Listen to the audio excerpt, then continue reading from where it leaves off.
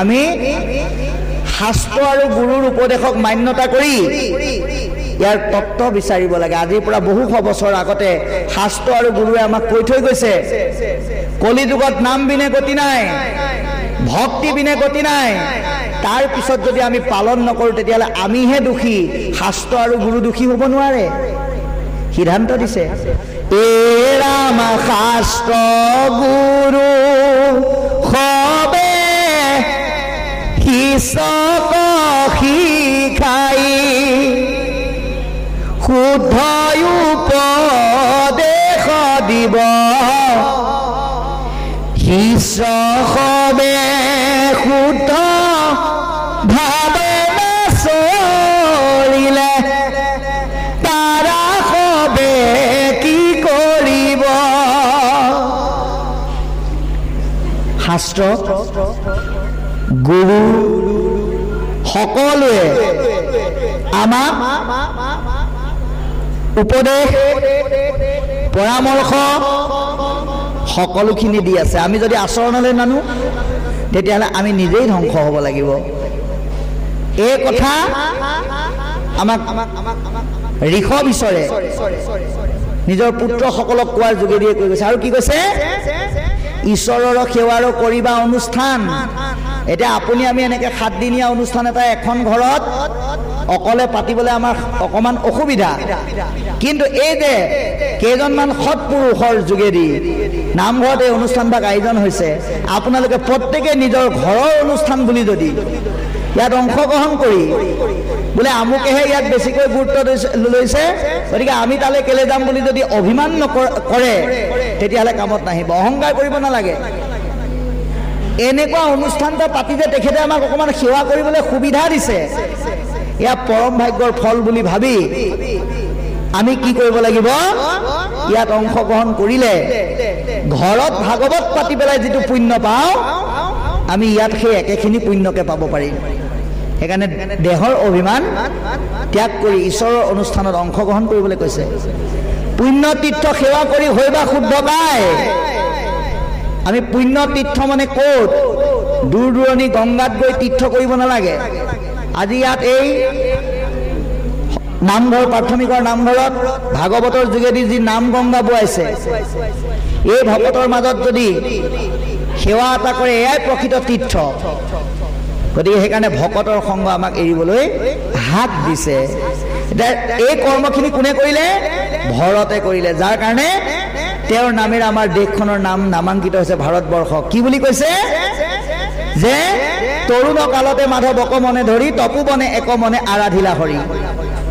খুব কম বয়সত ভগৱন্তৰ নাম অনুধাৱন কৰি অৰণ্যৰ মাজলৈ গৈ ঈশ্বৰৰ সফলতা লাভ কৰিলে। এতিয়া ভৰততকৈ আপুনি আমি কিন্তু ভাগ্যৱান, কাৰণ আমি ঈশ্বৰৰ নাম ল'বলৈ বনলৈ যাব নালাগে। আমাৰ গাঁৱৰ মাজতে এই পৰিৱেশৰ যোগেদি আমাক দিছে, গতিকে আমি তাক খালি অৰ্জন কৰিব লাগে। গতিকে কৈছে যে 3 জন্মে পাইলা তেওঁ ভগৱন্ত গতি, তেওঁ 3টা জন্মত ভগৱন্ত গতি পালে। আউৰ নৱজন ভৈলা নৱবৰ্ষপতি, আৰু বাকী 9জন 9টা দ্বীপৰ অধিপতি হ'ল। একাধিক 80জন ভৈল দ্বিজ প্ৰায়। 1ৰ পৰা 80লৈকে যিসকল আছিল তেওঁলোকে দ্বিজ সদৃশ হৈ ঈশ্বৰ বিমুখী কৰ্মকাণ্ড নীতি, যিটোৰ নীতি পালন কৰিলে আমাৰ কলি যুগত অনীতি হয়, তেনেধৰণৰ কৰ্ম পালন কৰোৱাই থাকিল। গতিকে ভৈলা মহাসিদ্ধ তত্ত্ব জ্ঞানী 9জন, বাকী 9জন মহাভক্তি জ্ঞানত সিদ্ধ হস্ত। ঈশ্বৰ কৃষ্ণক মাত্ৰ কৰে নিৰূপণ। তেওঁলোকে ঈশ্বৰৰ তত্ত্ব বাহিৰে বেলেগ কথাৰ ওপৰত গুৰুত্ব নিদিয়ে। সবে দিগম্বৰ আত্মবিদ্যা বিশাৰদ। দিগম্বৰ বুলি কিয় কৈছে, তেওঁলোকৰ মনত কোনো মায়া নাই, কাম ক্ৰোধ লোভ মোহ দম্ভ অহংকাৰ এইবিলাক নাই, সেইকাৰণে তেওঁলোক দিগম্বৰ। গতিকে সবে দিগম্বৰ আত্মবিদ্যা বিশাৰদ কাশম্বাৰ নাম শুনা হৈয়া নিশবত। তেওঁলোকৰ নামকেইটা আমাক ইতিমধ্যে জনালে। কবি হবি অন্তৰিক্ষ চতুৰ্থ প্ৰবুদ্ধ, অপৰ প্ৰিপলায়ন অবিভূত শুদ্ধ, দুমিল সমস কৰ ভাজন নৱম, এহি নৱসিদ্ধ হৰি ভকত পৰম। গতিকে এই 9জন সিদ্ধ মানে কেৱল 9টা মানুহ বুলি ভাবিলে ভুল হ'ব। এই 9জন সিদ্ধ মানে হৈছে আধ্যাত্মিকত 9 প্ৰকাৰৰ ভক্তিযুক্ত গুণ, যিটো ভাগৱতৰ যোগেদি আমাৰ হৃদয়ত ল'বলৈ আমাক আহ্বান জনাইছে। এয়া আচৰণ কৰিলে আমাৰ হৰি ভক্তি সাধন হ'ব আৰু এই ভক্তিয়েহে আমাক তৰাব। কৃষ্ণ।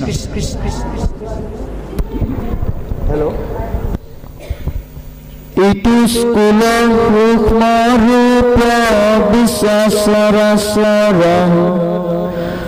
হ'ব নাৰায়ণ নয় দেখে নিৰন্তৰ, কিন্তু আপোনাত হন্তে নহ'বেতিৰেক দেখি আভমন্ত হবে জগত যতেক।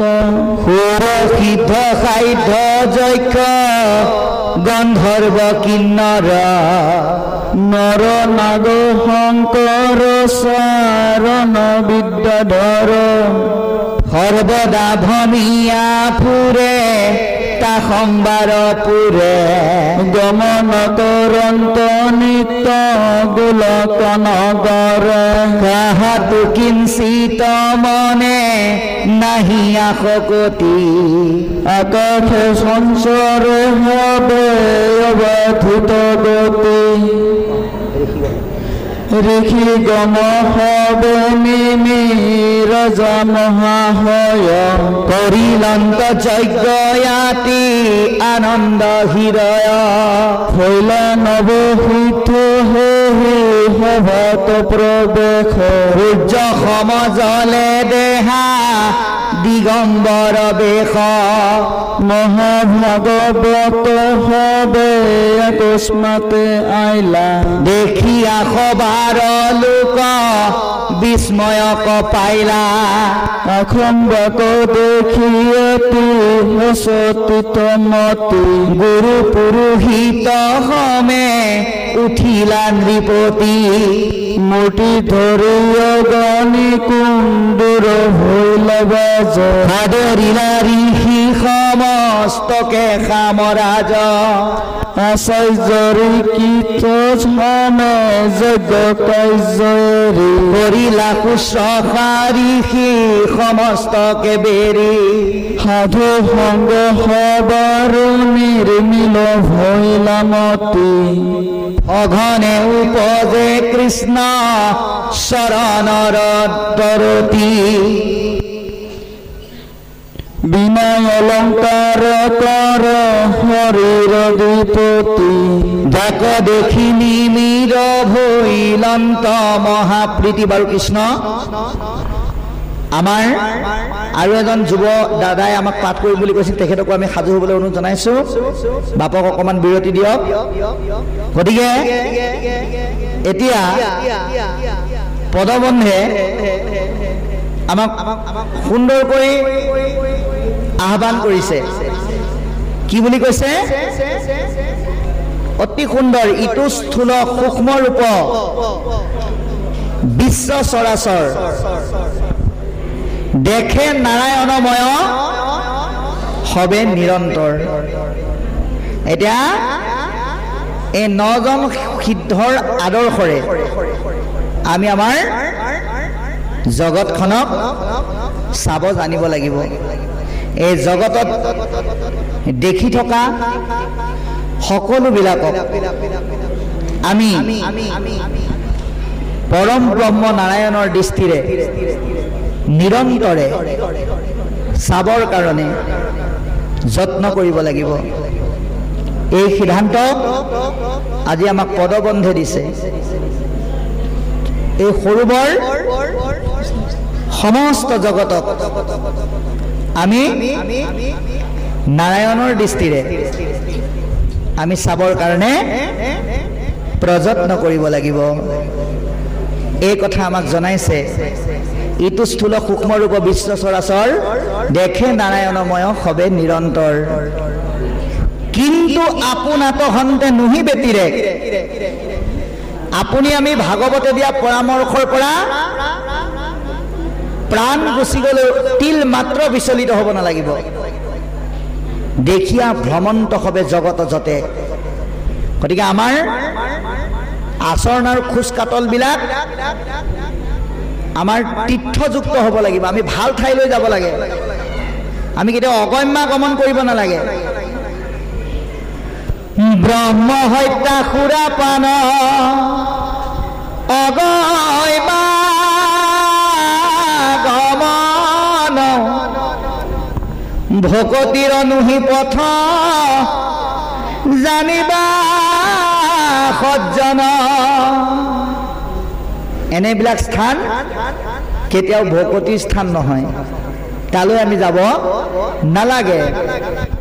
এতিয়া সকলোকে নাৰায়ণৰ দৃষ্টিৰে চাই আমি নাম ৰসৰ সুন্দৰ সুশোভিত প্ৰভাৱ পৰি থকা স্থানবিলাকত আমি তীৰ্থ কৰিব লাগিব, এই কথা আমাক আজি জনাইছে। গতিকে কি বুলি কৈছে? সুৰসিদ্ধ খাদ্য যক্ষ গন্ধৰ্ব কিন্নৰ নৰনাগ শংকৰ চাৰণা বিদ্যাধৰ সৰ্বদা ভনীয়া পুৰে তাসম্বাৰ পুৰে গমন কৰন্ত নিতে গোলোক নগৰে। গতিকে এইবিলাক হ'ল একো একোটা পবিত্ৰ স্থান। সেই স্থানলৈ সিদ্ধসকল গৈ আমাক কি আদৰ্শ দিছে? আমিও সদায় ভাল ভাল ঠাইলৈ যাব লাগে। ভাল ভাল ঠাই মানে য'ত ৰস বৈ আছে, গোবিন্দৰ ৰস য'ত বৈ আছে, সেই তেনেধৰণৰ ভাল স্থানলৈ আমি গতি কৰিব লাগে। গতিকে কৈছে কাহাতো কিঞ্চিত মনে নাহি আশকতি আকাশে সঞ্চৰে সবে অবাধিত গতি। গতিকে ভকত হ'বলৈ হ'লে আমাৰ আসক্তি থাকিব নালাগিব, কোনো বস্তুতে আমি আসক্ত হ'ব নালাগিব। কিবা এটা বস্তু বৰ ভাল দেখিছোঁ তাতে আসক্ত হৈ পেলাই যদি আমি বাকীবিলাক পাহৰি যাওঁ নহ'ব। আসক্তিক নিষেধ কৰিব লাগিব ভক্তিৰ দ্বাৰা। গতিকে আকাশে সঞ্চৰে সবে অবাধিত গতি। গতিকে আমি যদি ভক্তিময় কৰ্তব্য স্থানলৈ সুন্দৰকৈ গতি কৰিব পাৰোঁ তেতিয়াহ'লে ভগৱন্তই আমাক কৃপা কৰিব। গতিকে এওঁলোকে এতিয়া গৈ গৈ ক'ত পালেগে? ঋষিগণ সমে নিমি ৰাজা মহাশয় কৰিলন্ত যজ্ঞ অতি আনন্দ হৃদয়। নিমি ৰজাই ঋষিসকলক লগত লৈ পেলাই যজ্ঞ পাতিছে। কিন্তু আজি আপোনালোকে বিশ্বনাথৰ পৰা আমাক যেনেকৈ ইয়ালৈ নিমন্ত্ৰণ কৰিছে, এই 9জন সিদ্ধক কিন্তু নিমি ৰজাই মতা নাই। অনিমন্ত্ৰিতভাৱে গৈ সেই যজ্ঞস্থলীত উপস্থিত হ'ল। গতিকে কি বুলি কৈছে? ভৈলা মহাসিদ্ধ সেই সভাত প্ৰৱেশ সূৰ্য সম জলে দেহা দিগম্বৰ বেশ। অকস্মাতে যেতিয়া তেওঁলোক গৈ তাত উপস্থিত হ'ল, তেওঁলোকৰ গাৰ পৰা ওলোৱা পোহৰে গোটেই ৰাজসভা পোহৰাই তুলিছে। গতিকে বাপাই সমস্ত আপোনালোকৰ হৃদয়ৰ পৰা ওলোৱা ভক্তিময় পোহৰেও এই ভকতিৰ সভাখন পোহৰাব লাগিব। তাৰ কাৰণে মায়াৰ কিছুমান আৱৰণ আপোনালোকে আমি প্ৰত্যেকে আঁতৰাব লাগিব। কি কি আৱৰণ? আহাৰ দম্ভ দৰ্প পৰ নিন্দা অভিমান তিৰস্কাৰ কাম ক্ৰোধ লোভ মোহ দৰ্পয় অহংকাৰ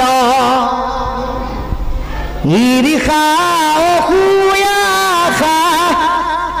হঠ বেভিচাৰ এহি 16 গোট বস্ত্ৰ দুৰ্জয় মায়াৰ। এই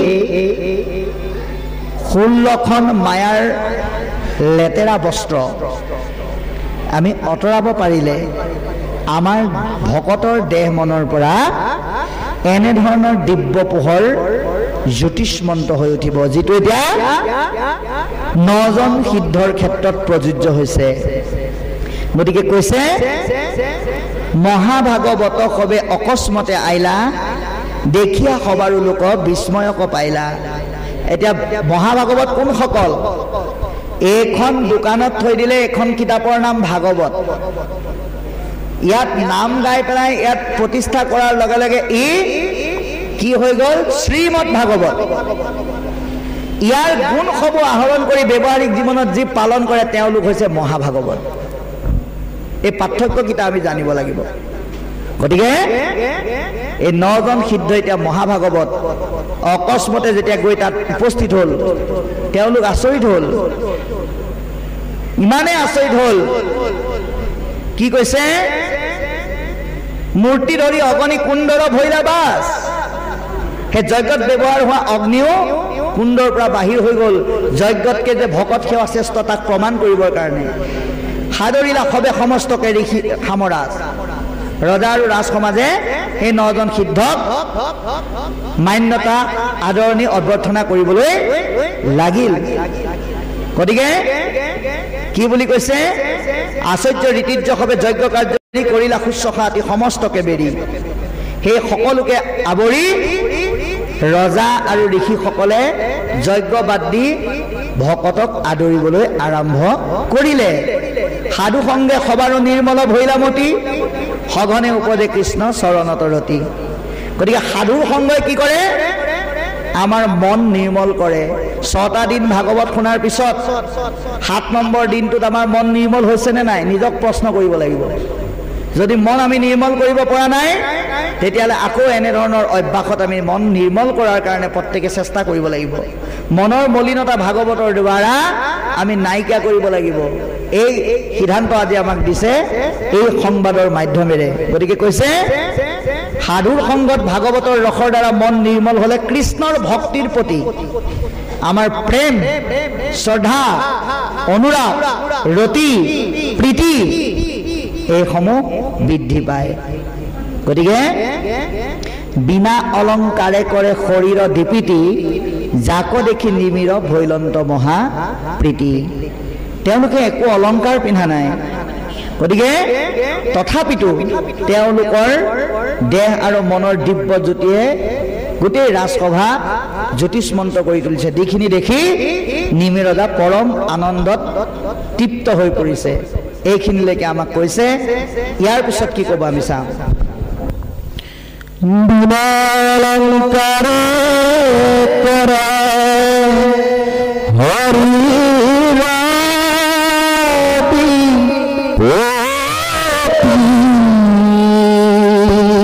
যাক দেখি নিমিৰ ভৈলন্ত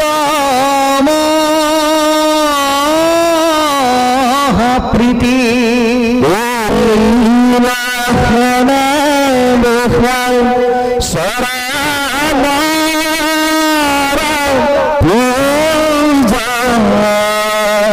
প্ৰণামী বিনা কৃতা জলি কৰি ৰাজা কটা জানি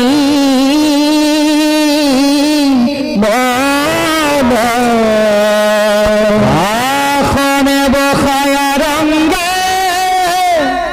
পুজিলা চৰণে হৰি কান্তি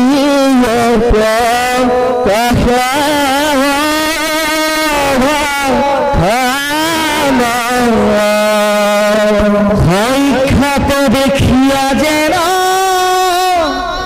ব্ৰহ্মাৰ নন্দন, তখণ্ডক দেখি ৰাজা প্ৰীতি কলে ভুল অৱনতে নিজ অভিমতক পুছিলা, জানিলি তোমাৰ পাৰি সদা গোবিন্দাৰ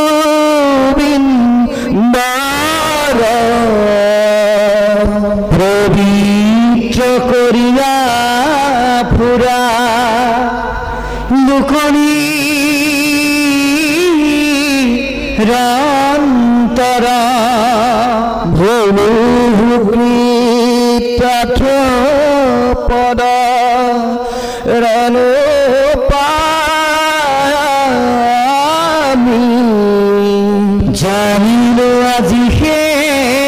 মুত তুষ্ট কৃষ্ণ স্বামী যদি নারায়ণ ক্ষণিক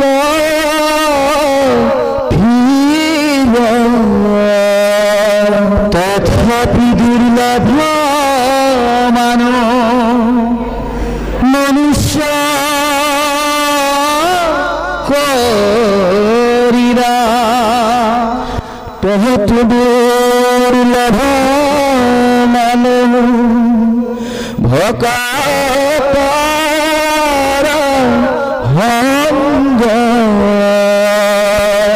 লোভিলে দুর্লভ লাভ কিনো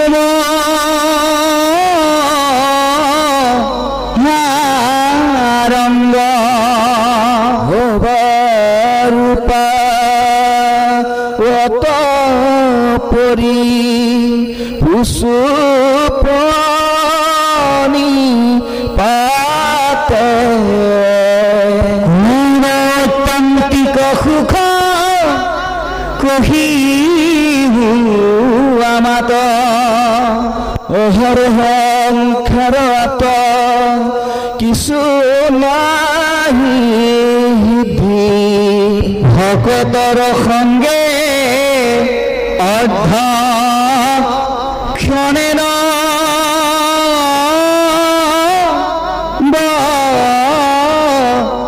নিধি বাৰু কৃষ্ণ এতিয়া এইখিনিলৈকে কি ক'লে আমি আলোচনা কৰিম ইয়াতে ক'বলৈ আৰম্ভ কৰিছে যে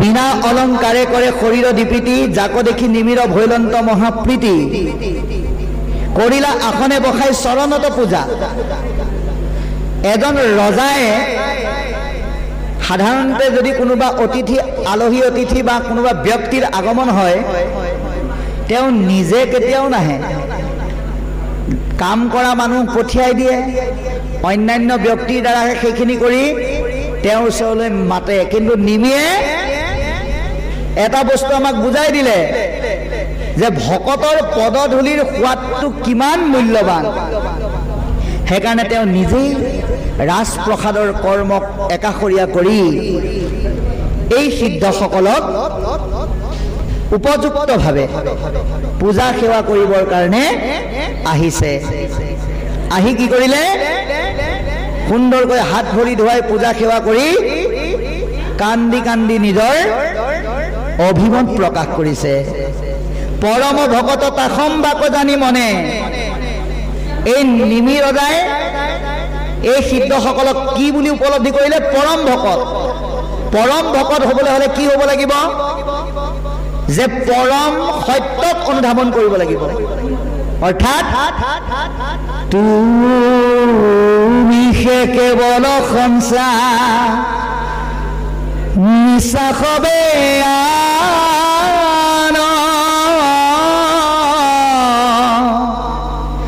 জানি গাড়ি গানে কৰে হৃদয়ত ধ্যান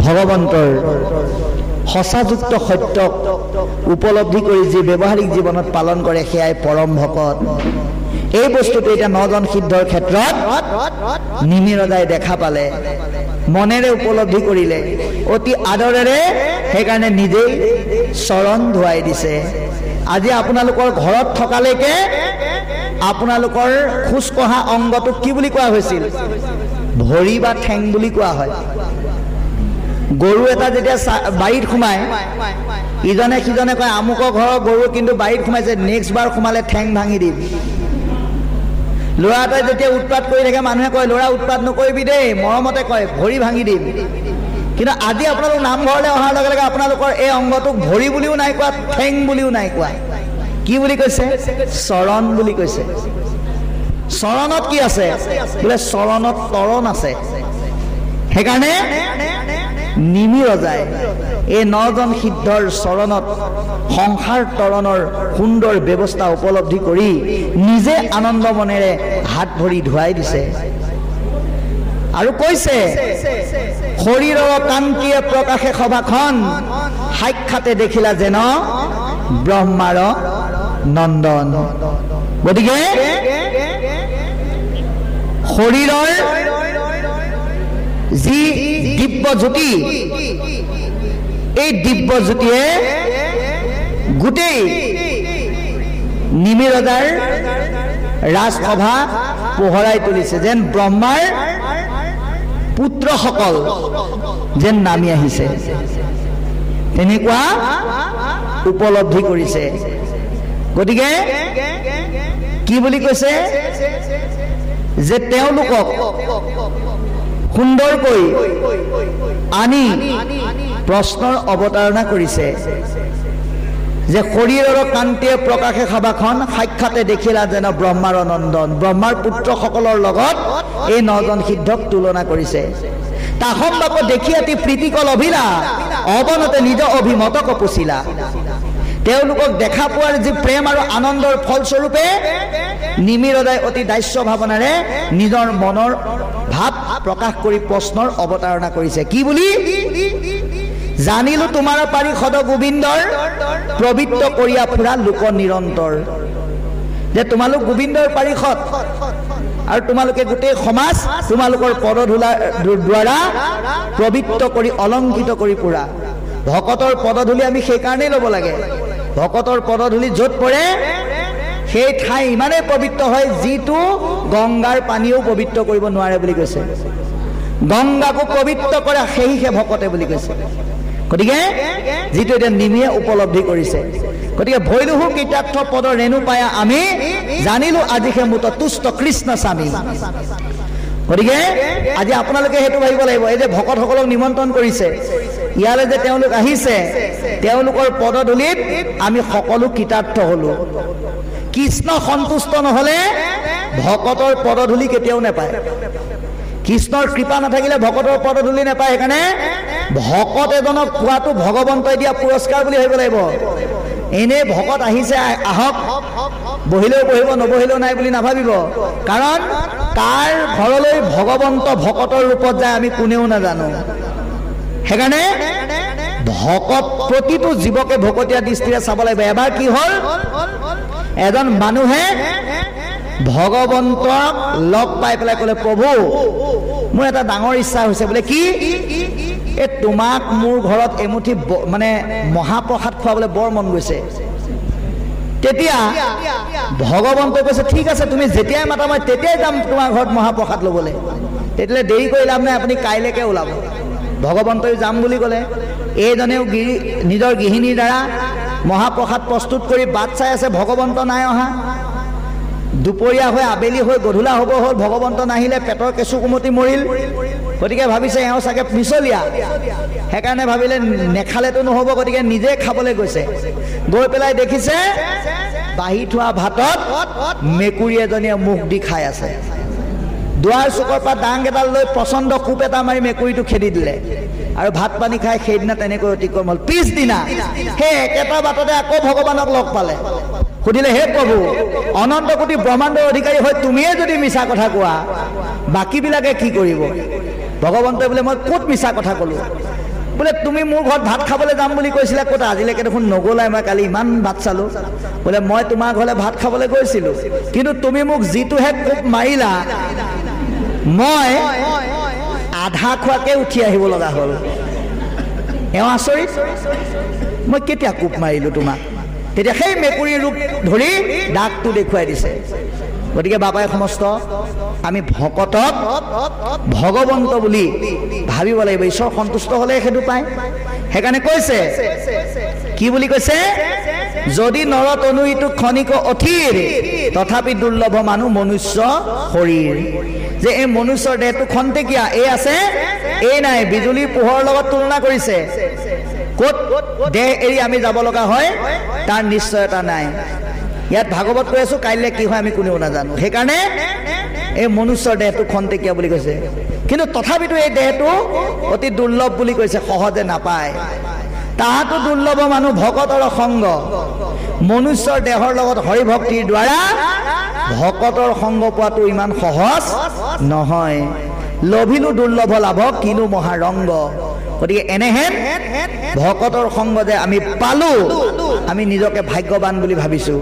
গতিকে আপোনালোকেও নিজক ভাগ্যৱান বুলি ভাবক। মনুষ্যৰ দেহ ভকতৰ সংগ যে আজি এই দুভাগ নিশালৈকে পাইছে, এয়া ভাগ্য বুলি ভাবিব লাগিব। গতিকে সবাৰো পাৱত পৰি পুচুপনি পাতে, কোন অত্যান্তিক সুখক কহিও আমাক। 9টা প্ৰশ্নৰ ভিতৰত 1 নম্বৰ প্ৰশ্ন, আত্যান্তিক সুখ কাক বোলে নিমিৰদাই সুধিছে।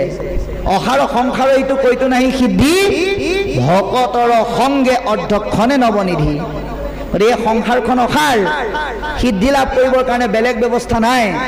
ভকতৰ সংগইহে আমাৰ সিদ্ধি লাভৰ ব্যৱস্থাটো কৰাব। কৃষ্ণ। কোনোবা ৰহস্য ধৰ্ম কহিক যাক তুষ্ট হৈয়া কৃষ্ণে দেন্তয়া আপোনাক তাক জানিবাক যদি যোগ আমি অহিক বোলো সবে সবাকো প্ৰণামী। বোল ভাগৱত ধৰ্ম ভক্তি বুলি কাক কোন মায়া কোন বা উপায়েত তাক কাক বুলি ব্ৰহ্ম কৰ্ম যোগাকাৰ নাম অৱতৰি কেশৱে কৰন্ত কোন কাম কোন যোগ ধৰ্ম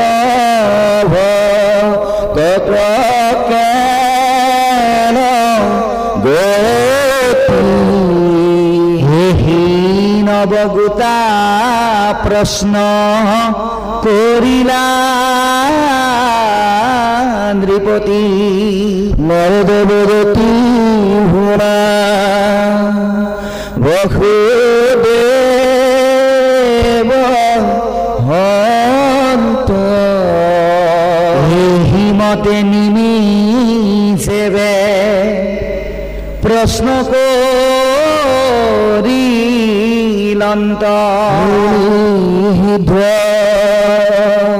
হবে মহা প্ৰীতি কলে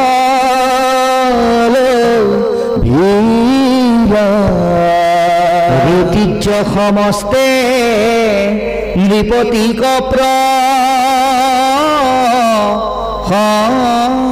প্ৰশিলা। এতিয়া কি সুধিলে? 1 নম্বৰ প্ৰশ্নটো আমি গম পালো, আত্যান্তিক সুখ কাক বোলে বুলি সুধিছে। তাৰপিছত সুধিছে কোনোবা ৰহস্য ধৰ্ম কহিও কথা ক, ধৰ্ম বা ভক্তিৰ ৰহস্য কাক বোলে আমাক ক। জাততুষ্ট হৈয়া কৃষ্ণে দেন্ত আপোনাক, পৰম পুৰুষ ভগৱন্তই সন্তুষ্ট হৈ আপোনালোকক যিখিনি জ্ঞান কৃপাৰূপে প্ৰদান কৰিছে, সেই কথাখিনি আমাক কওক। আৰু ইমান দায়িত্ব ভাৱনা দেখুৱাইছে, তাক জানি বাক যদি যোগ্য হওঁ আমি যদি আপোনালোকে আমাক যোগ্য বুলি বিবেচিত কৰে, তেবে কহি উক বোলো সবাকো প্ৰণামী। গতিকে তেতিয়াহে আমি আপোনালোকক প্ৰণিপাত জনাইছোঁ। যোগ্য বুলি যদি ভাবে তেতিয়াহে আমাক কওক। আমি তেনেধৰণৰ ভাৱ আমি সদায় আমাৰ জীৱনত পোষণ কৰিব লাগে। মনলৈ ভাৱ এটা আহিল বুলি প্ৰশ্ন আকাৰে আমি দম্ভ দৰ্প অহংকাৰ প্ৰকাশ কৰি আমি কেতিয়াও কৰি দিব নালাগে। কোনো ভাগৱত ধৰ্ম কহিও তাক, কোনো মায়া কোনোবা উপায়তৰে তাক। গতিকে ভাগৱত ধৰ্ম কাক বোলে সেই বিষয়ে কওক, আৰু মায়া কাক বোলে মায়া কেনেকৈ তৰিব পাৰি এই বিষয়ে আমাক কওঁ। এনেধৰণে প্ৰশ্নৰ অৱতাৰণা কৰিছে। অৰ্থাৎ কোন ভাগৱত ধৰ্ম কহি উপতাক, কোন মায়া কোনোবা উপায়ে তৰে তাক। কাক বুলি ব্ৰহ্মকৰ্ম। ব্ৰহ্মকৰ্ম কোনখিনি? যুগকাৰ কৰ্ম যুগকাৰ নাম, অৱতৰি কেশৱে কৰন্ত কোন কাম। ব্ৰহ্মকৰ্ম কাক বোলে? কৰ্মযুগ কাক বোলে? ঈশ্বৰে অৱতাৰ কিয় লয়? অৱতাৰ লৈ কি কৰে? যুগ ধৰ্ম কাক বোলে? আৰু অভক্তৰ গতিটো কি হয়? এনেকৈ 9টা প্ৰশ্নৰ অৱতাৰণা কৰিলে কোনে? নিমি ৰজাই। আৰু এই 9টা প্ৰশ্নৰ মাজতেই ভক্তিক ব্যৱহাৰ কৰিব পৰা গুণাৱলীসমূহ আমাৰ লুকাই আছে। ইয়াক আমি প্ৰত্যেকেই ভেদ কৰিবলৈ যত্ন কৰিব লাগিব। গতিকে কৈছে নাৰদ বদতি বসুদেৱ মহাসন্ত, এহিমতে নিমিদেৱে প্ৰশ্ন কৰি লন্ত।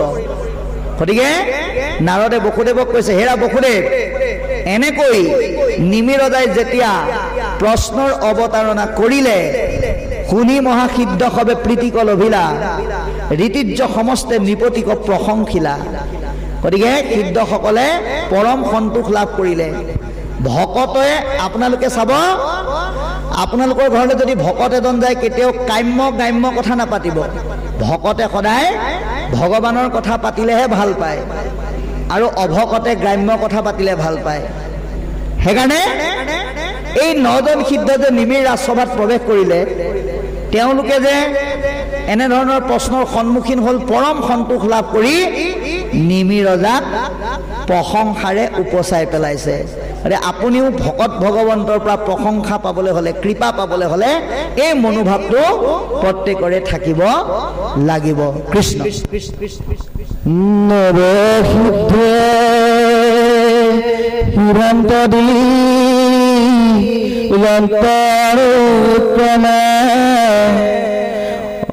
অত্যন্তিক সুখ কবি গহুলা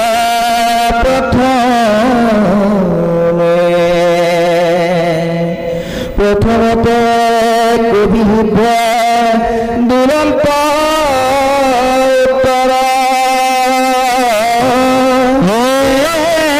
শুনা ৰাজা কহুইতো কথা সাৰ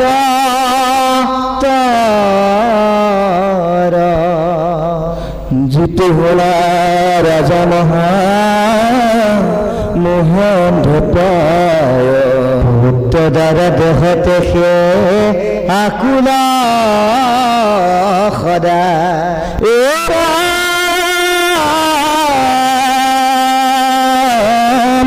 বিষয়ৰা পুকালা